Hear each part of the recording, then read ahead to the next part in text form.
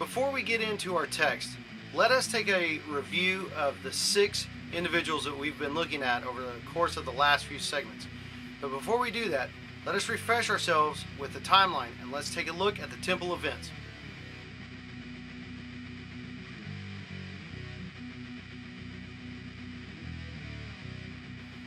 All 6 of the individuals that we've looked at, we have sat down and we have discussed in the previous segments. So we're not going to cover a whole lot of information about those men. We're going to try and put the 6 on a timeline for you to review, and then we're going to come back and we're going to look at a little bit of an overall aspect of this information. So take a look at the slide with the 6.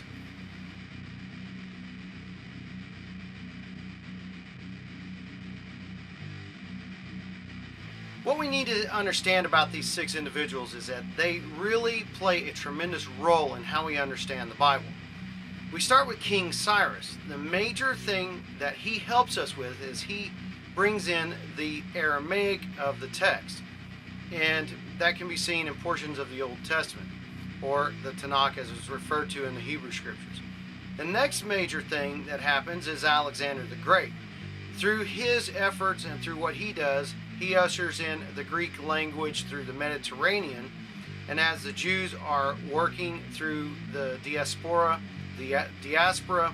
they are working in these areas and they are in the synagogues amongst the Greeks, and they're looking for a translation that they can use. And so what is ushered in is a translation of the Hebrew and the Aramaic into Greek. So these 2 men, King Cyrus and Alexander the Great, bring in these languages that are part of the function of the Old Testament and the synagogues of that area of the world at that time.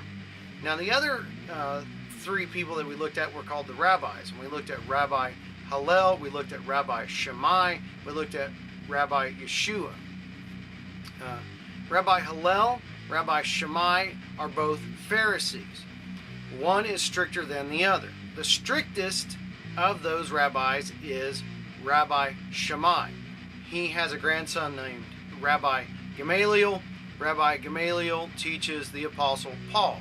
He was, before his conversion or before he was known, he was called Saul. So he was trained up to be also a rabbi. Some people call him Rav Shaul. So this is important. You have the strictest sect of the Pharisees being Gamaliel, whose grandfather is Shammai, and then you come down to Rabbi Saul or the Apostle Paul. Now, Rabbi Hillel is not as conservative as Rabbi Shammai, but they are all Pharisees. They are all from this very strict group. So when Paul says that he grew up and was trained in the strictest party, or the strictest sect being the Pharisees, it's not Rabbi Hillel, it's actually Rabbi Shammai that is the strictest. So when we're reading the writings of the New Testament and Paul talks about himself, these things are very important. Now, I call Rabbi Yeshua because of the Gospel of John. Now, what I don't know is whether or not he is officially associated with the Pharisees. I imagine if you go through history, there's going to be a lot of people who say, no way. That's fine. I'm simply saying that the Gospel of John calls Jesus Rabbi. There's something important about that, and that's why he is named Rabbi Yeshua for our work here.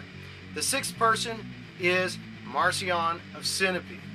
He is a convert to Christianity long after the death of Jesus, long after the death of Paul, and I guess somewhat lengthy time period after the New Testament writings have been collected and known about.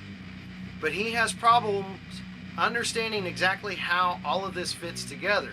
And we're going to see how his dilemma, his struggle to understand the theology of all these men, actually start the discussion about a New Testament and what that means.